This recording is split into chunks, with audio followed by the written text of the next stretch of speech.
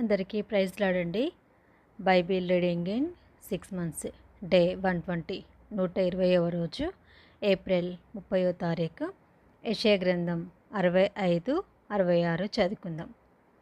నా యొద్ద విచారణ చేయని వారిని నా దర్శనమునకు రానిచ్చి తిని, నన్ను వెదకని వారికి నేను దొరికి తిని, నేనున్నాను, ఇదిగో నేనున్నాను అని నా పేరు పెట్టబడని జనముతో చెప్పుచున్నాను. తమ ఆలోచనలను అనుసరించి చెడు మార్గమును నడుచుకొనుచు లోబడనులని ప్రజల వైపు దినమంతయు నా చేతులు చాపుచున్నాను. వారు తోటలలో బల్యార్పణమును అర్పించుచు ఇటికల మీద ధూపము వేయుదురు. నా భయము లేక నాకు నిత్యము కోపము కలగజేయుచున్నారు. వారు సమాధులలో కూర్చుండుచు రహస్య స్థలములలో ప్రవేశించుచు పంది మాంసం తినుచుందురు. అసహ్య పాకములు వారి పాత్రలలో ఉన్నవి. వారు, మా దాపునకు రావద్దు, ఎడమగా ఉండుము, నీకంటే మేము పరిశుద్ధులమని చెప్పుదురు. వీరు నా నాసికారంధ్రములకు పొగవలెను, దినమంతయు మండుచుండు అగ్నివలెను ఉన్నారు. యెహోవా ఇలాగూ సెలవిచ్చుచున్నాడు, నా ఎదుట గ్రంథంలో అది వ్రాయబడి ఉంది. ప్రతీకారము చేయక నేను మౌనంగా ఉండను. నిశ్చయముగా వారు అనుభవించినట్లు నేను వారికి ప్రతీకారము చేసేదను. నిశ్చయముగా మీ దోషములను బట్టియు మీ పితరుల దోషములను బట్టియు, అనగా పర్వతముల మీద ఈ జనులు ధూపము వేసిన దానిని బట్టియు కొండల మీద నన్ను దూషించిన దానిని బట్టియు మొట్టమొదట వారి ఒడిలోనే వారికి ప్రతీకారము కొలిచిపోయేదెను. యెహోవా ఇలాగూ సెలవిచ్చుచున్నాడు, ద్రాక్షాగిలలో కొత్త రసము కనబడినప్పుడు జనులు అది దీవెనకరమైనది, దాన్ని కొట్టివేయకము అని చెప్పుదురు కదా. నా సేవకులందరినీ నేను నశింపచేయునట్లు వారిని బట్టి నేను అలాగూ చేసేదను. యాకోబు నుండి సంతానమును, యూదా నుండి నా పర్వతములను స్వాధీనపరచుకుని వారికి పుట్టించెదను. నేను ఏర్పరచుకొనిన వారు దాన్ని స్వతంత్రించుకొందురు. నా సేవకులు అక్కడ నివసించెదరు. నన్ను గూర్చి విచారణ చేసిన నా ప్రజల నిమిత్తము షారోను గొర్రెల మేత భూమి అగును. ఆకోరు లోయ పశువులు పరుండు స్థలముగా ఉండును.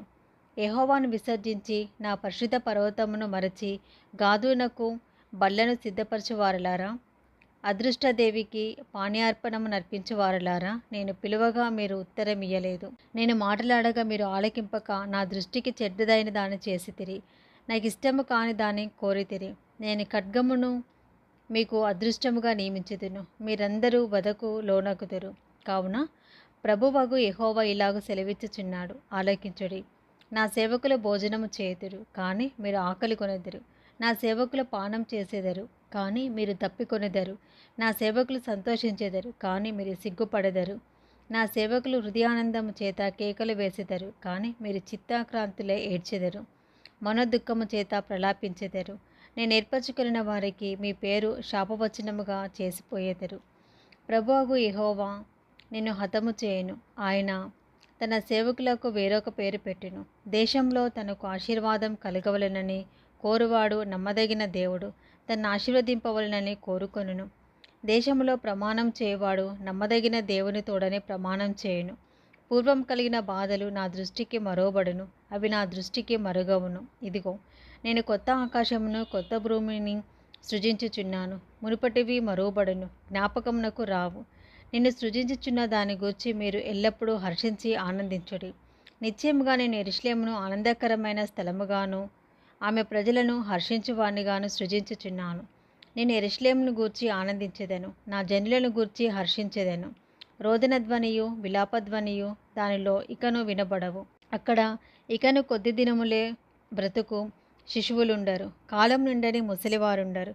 బాలురు 100 సంవత్సరముల వయసు కలవారే చనిపోవుదురు. పాపాత్ముడై శాపగ్రస్తుడగు వాడు సహితము 100 సంవత్సరములు బ్రతుకును.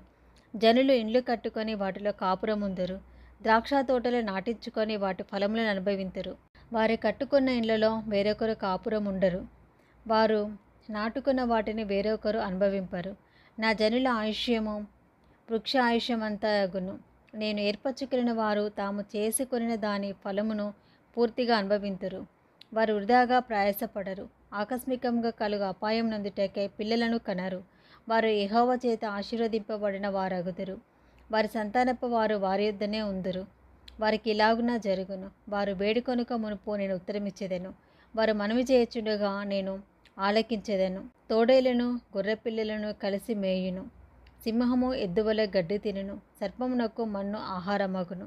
నా పరిశుద్ధ పర్వతంలో అవి హాని అయినను నాశనమైనను చేయకుండును అని యెహోవా సెలవిచ్చుచున్నాడు. యెషయా గ్రంథం 66వ అధ్యాయము చివరి అధ్యాయం కూడా. యెహోవా ఇలాగో ఆజ్ఞ ఇచ్చుచున్నాడు. ఆకాశము నా సింహాసనము, భూమి నా పాదపీఠము. మీరు నా నిమిత్తము కట్టునుద్దేశించి ఇల్లు ఏపాటిది? నాకు విశ్రమస్థానముగా మీరు కట్టునుద్దేశించినది ఏపాటిది? అవన్నీ నా హస్తకృత్యములు, అవి నా వలన కలిగినవి. యెహోవా సెలవిచ్చుచున్నాడు. ఎవడు దీనుడై నలిగి నా హృదయము కలవాడై నా మాట విని వణుకుచుండునో వానినే నేను దృష్టించుచున్నాను. ఎద్దును వధించువాడు నరుని చంపువాని వంటివాడే. గొర్రెపిల్లను బలిగా అర్పించువాడు కుక్క మెడను విరుచును వాని వంటివాడే. నైవేద్యము చేయవాడు పంది రక్తము అర్పించువాని వంటివాడే. ధూపము వేయువాడు బొమ్మను స్తుతించువాని వంటివాడే. వారు తమకిష్టమైనట్లుగా త్రోవలను ఏర్పరచుకొనిరి. వారి అసహ్యమైన పనులు తమకే ఇష్టముగా ఉన్నవి. నేను పిలిచినప్పుడు ఉత్తరమిచ్చేవాడు ఒకడును లేకపోయాను. నేను మాట్లాడినప్పుడు వినువాడొకడును లేకపోయాను. నా దృష్టికి చెడ్డదైన దాన్ని చేసిరి, నాకిష్టము కాని దాన్ని కోరుకొనిరి. కావున నేను వారిని మోసంలో ముంచుదును. వారు భయపడు వాటికి వారి మీదికి రప్పించెదను. యెహోవా వాక్యమునకు భయపడు వారిలారా ఆయన మాట వినుడి.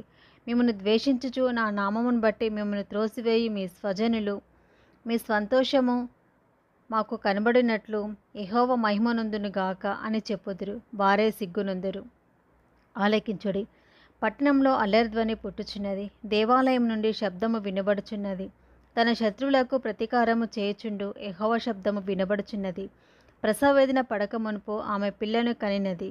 నొప్పులు తగలక మునుపు మగపిల్లను కనినది. అట్టి వార్త ఎవరు విని ఉండిరి? అట్టి సంగతులు ఎవరు చూచిరి? ఒక జనమును కనుటకు ఒకనాటి ప్రసవ వేదన చాలునా? ఒక్క నిమిషంలో ఒక జనము జన్మించునా? సియోనునకు ప్రసవ వేదన కలుగగానే ఆమె బిడ్డలను కనెను. నేను ప్రసవ వేదన కలుగజేసి కనిపింపక మానెదనా అని యెహోవా అడుగుచున్నాడు. పుట్టించువాడనైన నేను గర్భమును మూసివేసేదనా అని నీ దేవుడు అడుగుచున్నాడు. యెరూషలేమును ప్రేమించువార్లారా, మీరందరూ ఆమెతో సంతోషించుడి, ఆనందించుడి. ఆమెను బట్టి దుఃఖించువార్లారా, మీరందరూ ఆమెతో ఉత్సహించుడి. ఆదరణకరమైన ఆమె స్తన్యమును మీరు కుడిచి తృప్తి నొందెదరు.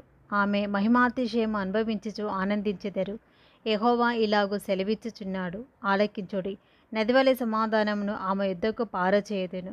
మీరు జనముల ఐశ్వర్యము అనుభవించినట్లు ఒడ్డు మీద పొర్లిపారు జలప్రవాహం వలె మీ యుద్ధకు దానిని రాచేతును. మీరు చంకను ఎత్తుకొనబడెదరు, మోకాళ్ళ మీద ఆడింపబడెదరు. ఒకని తల్లి వానిని ఆదరించినట్లు నేను మిమ్మను ఆదరించెదను. యెరూషలేములోనే మీరు ఆదరింపబడెదరు. మీరు చూడగా మీ హృదయములు ఉల్లసించును, మీ ఎముకలు లేతగడ్డి వలె బలియును. యెహోవా హస్తబలము ఆయన సేవకులెడల కనబర్చును. ఆయన తన శత్రువుల ఎడల కోపము చూపును. ఆలకించుడి. మహాకోపంతో ప్రతీకారం చేయుటకును అగ్నిజ్వాలలతో గద్దించుటకును యెహోవా అగ్ని రూపముగా వచ్చుచున్నాడు. ఆయన రథములు తుఫాను వలె త్వరపడుచున్నవి. అగ్ని చేతను తన ఖడ్గము చేతను శరీరంధ్రతో ఆయన వ్యాజ్యమాడును. యెహోవా చేత అనేకులు హతులవుదురు. తోటలోనికి వెళ్ళవలెనని మధ్య నిలుచున్న ఒకని చూచి తాము ప్రతిష్ఠించుకొనుచు పవిత్రపరచు కొనుచున్న వారై పంది మాంసమును హేయ వస్తువును పందికొక్కులను తినువారును ఒకడును తప్పకుండా నశించెదరు. ఇదే యెహోవా వాక్కు. వారి క్రియలు వారి తలంపులు నాకు తెలిసే ఉన్నవి. అప్పుడు సమస్త జనములను ఆయా భాషలు మాట్లాడు వారిని సమకూర్చెదను. వారు వచ్చి నా మహిమను చూచెదరు. నేను వారి ఎదుట ఒక సూచక్రియను జరిగించెదను. వారిలో తప్పించుకొనిన వారిని విలుకాండ్రైన తర్షీషు పూలు లూదు అను జనుల యొద్దకును తూబాలు యావాను నివాసుల యొద్దకును నేను పంపెదను. నన్ను గూర్చిన సమాచారము వినినట్టియు నా మహిమను చూడనట్టియు దూర ద్వీపవాసుల యొద్దకు వారిని పంపెదను. వారు జనములలో నా మహిమను ప్రకటించెదరు. ఇశ్రాయేలు పవిత్రమైన పాత్రలో నైవేద్యమును యెహోవా మందిరంలోనికి తెచ్చినట్లుగా గుర్రముల మీదను రథముల మీదను డోలీల మీదను కంచెరగాడిదల మీదను ఒంటెల మీదను ఎక్కించి సర్వజనముల నుండి నాకు ప్రతిష్ఠిత పర్వతములకు యెరూషలేమునకు మీ స్వదేశులను యెహోవాకు నైవేద్యముగా వారు తీసుకొని వచ్చేద్దరని యెహోవా సెలవిచ్చుచున్నాడు. మరియు యాజకులుగాను లేవీలుగానుండుటకే నేను వారిలో కొందరిని ఏర్పరచుకొందును అని యెహోవా సెలవిచ్చుచున్నాడు. మరియు యెహోవా ఇలాగు సెలవిచ్చుచున్నాడు.